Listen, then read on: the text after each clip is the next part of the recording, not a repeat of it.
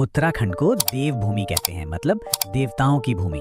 और पता है, यहाँ पर ना ये सुपरनैचुरल बातें सिर्फ किस्से कहानियों में नहीं है, बल्कि लोगों की रोजमर्रा की जिंदगी का एक अहम हिस्सा है। लेकिन सवाल ये उठता है कि क्या हर आत्मा या हर भूत डरावना ही होता है? क्या ऐसा भी हो सकता है कि कोई भूत अच्छा हो? तो चलिए आज कुछ ऐसी कहानियों में उतरते हैं जहाँ ये सुपरनैचुरल ताकतें डर की वजह नहीं, बल्कि किस्मत चमकाने की वजह बन गई।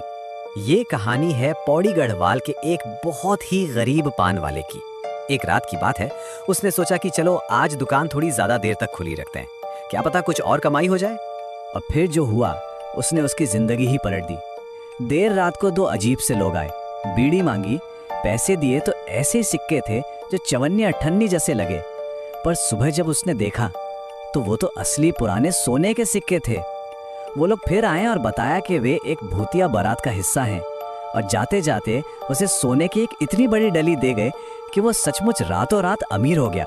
लेकिन ये दौलत एक बहुत ही खतरनाक शर्त के साथ आई थी। उन्होंने साफ साफ कहा था, इस बारे में कभी किसी को कुछ मत बताना, अगर बताया तो तुम्हारा पूरा खानदान खत्म हो जाएगा। अब देखिए कई साल बीत गए, वो परिवार अब बहुत अमीर हो चुका था। पंजाब में बड़े बड़े होटल थे उनके। एक दिन उनके बच्चों को संदूक में वो सोने की डली मिल गई। उन्हें तो उस शराब के बारे में कुछ पता नहीं था। उन्होंने उसे पिघलाकर एक सोने की चेन बनवा ली और बस वही उनकी सबसे बड़ी गलती थी। अगली सुबह पूरा का पूरा परिवार अपने घर में मरा हुआ मिला। हाँ, तो मतलब ऐसा नहीं है कि सारी आत्माएं इतनी ही खतरनाक होती हैं। एक और किस्म का छलावा है जिसे झोली छलावा कहते हैं। नाम में छलावा है मतलब धोखेबाज, लेकिन इसका काम बिल्कुल उल्टा है।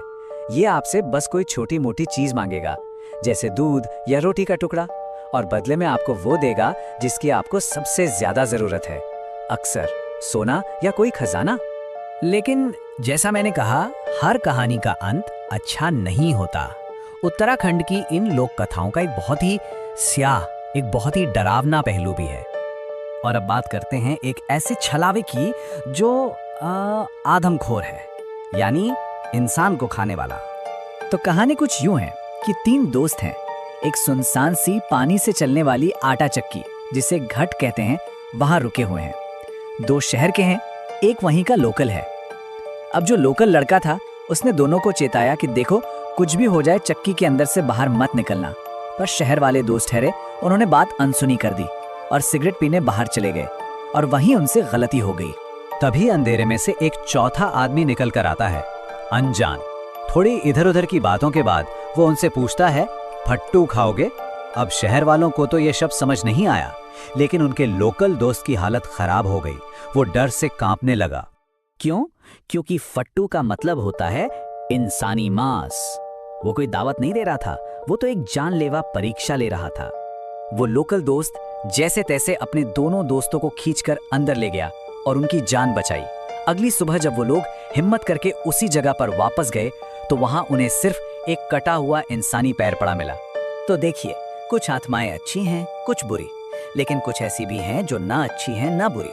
वो तो बस अतीत की एक गूंज की तरह हैं, किसी खास जगह से या किसी दर्दनाक हादसे से बंधी हुई। इसके भी कई किस्से हैं, जैसे एक घोस्ट बस की कहानी है जिसका 25 साल पहले एक्सीडेंट हो गया था, पर वो आज भी अपने पुराने रूट पर दिखती है। फंसे हुए मुसाफिरों को लिफ्ट देती है और फिर गायब हो जाती है। या फिर एक प्रेत वादित जीप की कहानी, एक कपल की एक्सीडेंट में मौत हो गई थी और आज भी अगर कोई नदी किनारे पड़े उस जीप के मलबे से कुछ उठाने की कोशिश करता है तो उनकी आत्माएं दिखने लगती हैं। ऐसा लगता है जैसे वो बस अपने आखिरी पलों को बार बार जी रहे हैं। अब ये सब सुनकर एक सवाल दिमाग में आता है ना, कि जब इतनी तरह की आत्माएं हैं, अच्छी, बुरी और कुछ जो बस मौजूद हैं, तो फिर लोग इनकी पूजा क्यों करते हैं? देखिए, यहाँ दो रास्ते दिखते हैं। जब आप पारंपरिक देवी देवताओं की पूजा करते हैं तो फल मिलने में वक्त लगता है, धैर्य रखना पड़ता है। लेकिन जब लोग नकारात्मक शक्तियों को पूजते हैं तो नतीजा फौरन मिलता है, एकदम क्विक। हाँ, ये बात और है कि इसमें जोखिम बहुत ज्यादा है। ये बिल्कुल एक हाई रिस्क हाई रिवॉर्ड वाला गेम है। और यहीं पर इंसानी फितरत सामने आती है। एक बात कही जाती है कि लोगों को इस बात से फर्क नहीं पड़ता कि नतीजा भूत दे रहा है या कोई देवता। उन्हें तो बस इस बात से मतलब है कि उनकी मुराद पूरी हो जाए। पर इन शॉर्टकट की एक बहुत बड़ी कीमत चुकानी पड़ती है। होता क्या है कि मन्नत तो पूरी हो जाती है, पर जो पैसा आता है वो किसी बीमारी में या किसी और बड़ी मुसीबत में चला जाता है। मतलब आप एक चीज पाते हैं और बदले में उससे कहीं ज्यादा कीमती चीज खो देते हैं। तो आखिर में सवाल यही बचता है कि असली ताकत किसमें है? उस शॉर्टकट में जो एक छिपी हुई कीमत के साथ आता है, या फिर उस रास्ते में जो लंबा है, विश्वास पर टिका है, पर उसका फल मीठा होता है? उत्तराखंड की ये कहानियां हमें बताती हैं कि शायद इसका जवाब उतना सीधा है नहीं जितना हमें लगता है।